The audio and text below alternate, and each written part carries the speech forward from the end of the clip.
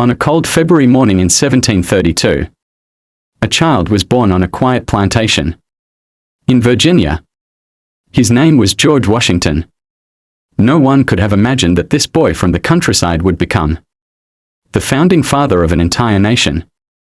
Raised in a humble farming family, George was taught the values of hard work, patience, and responsibility. At the age of 11, George lost his father. The burden of responsibility fell upon him early. Though he couldn't study abroad like others, he developed a keen mind and a fascination with mathematics and geography. From a young age, a leader's spirit began to stir within him.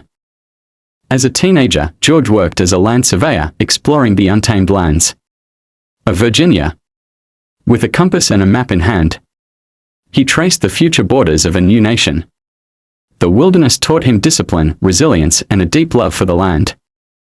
During the French and Indian War, Washington served with the British Army. He fought bravely, but British officers looked down on him, merely because he was born in the colonies. It was then he realized that true respect could never come from submission. In 1775, George Washington was appointed commander of the Continental Army. He led farmers and volunteers against the world's greatest empire. With little food, no pay, and harsh winters, Washington became the symbol of endurance and hope. In 1781, the tide of war turned.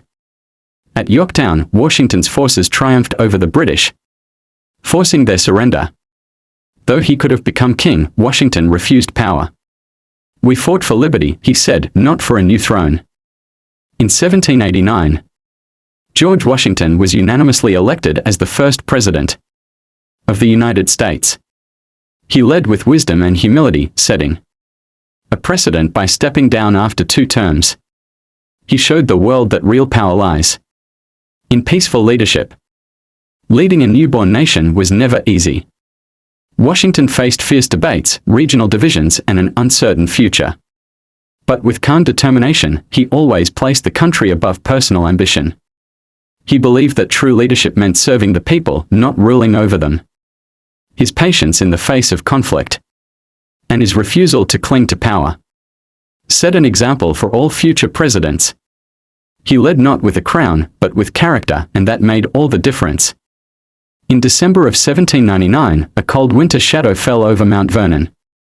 George Washington, the father of the American nation, passed away at the age of 67. News of his death spread quickly, and across the 13 states, people mourned in silence. Churches rang their bells. Citizens lit candles in his honor. Even old enemies paid tribute. But Washington's legacy did not die with him.